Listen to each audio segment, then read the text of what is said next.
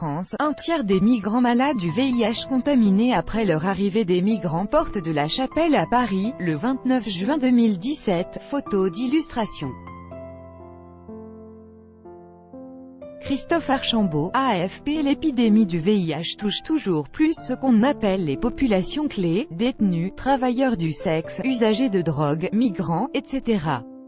Une nouvelle étude sur les immigrés parisiens offre une illustration de cet état de fait, sur lequel se penchent les 15 000 participants de la 22e conférence internationale sur le sida, cette semaine à Amsterdam. Avec notre envoyé spécial à Amsterdam, Simon Rosé. On le sait, les milliers de migrants, qui vivent dans des campements en France, notamment à Paris, sont dans une grande précarité matérielle et sanitaire. Des épisodes de gale ont déjà eu lieu, le VIH est également présent. Mais les migrants n'arrivent pas forcément en France déjà malades, explique Anne Gosselin, chercheuse au Centre Population et Développement. L'enquête ANRS Parcours montre ainsi qu'entre un tiers et la moitié des personnes infectées sont touchées après leur arrivée en France.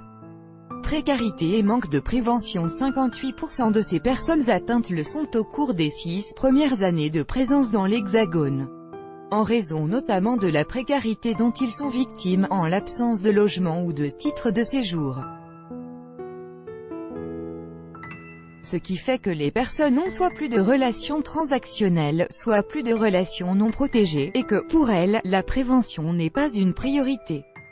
Quant aux 42% de personnes qui s'infectent plus de 6 ans après leur arrivée, l'hypothèse est qu'on est sur des réseaux sexuels où le VIH est beaucoup plus présent, où elles rencontrent plus de personnes qui ont le VIH. L'enquête qui conclut que pour faire baisser l'épidémie, 2 stratégies sont nécessaires: réduire au maximum la période de précarité et intensifier les campagnes de prévention auprès des populations installées depuis plus longtemps.